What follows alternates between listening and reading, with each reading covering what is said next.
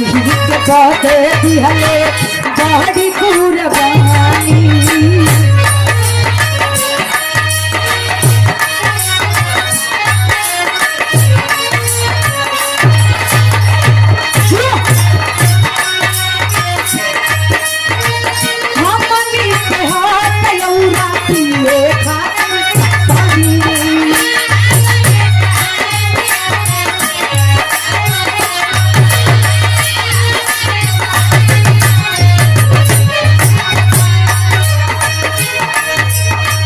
पूरा कैसे गाइले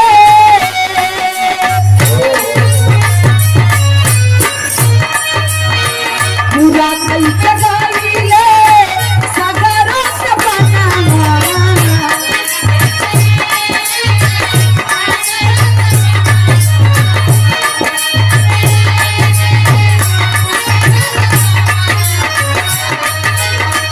पूरा कैसे गाइले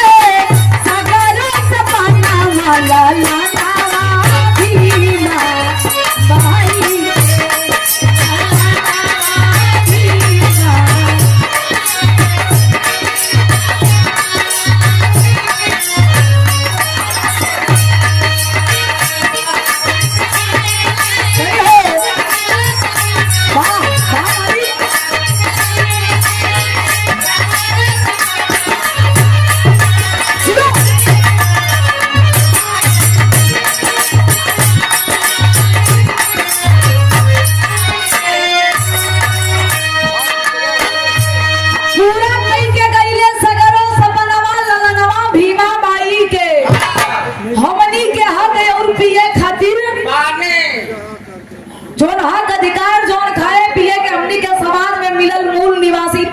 के लोगों को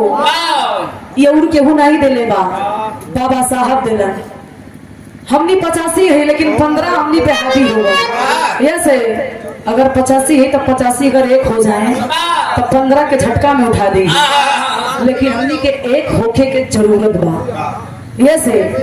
याद करा बाबा साहब की दी हुई कुर्बानी जो बाबा साहब करके गईला संविधान के रचना करके गईला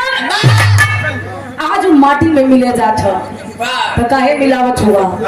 निवेदन बा का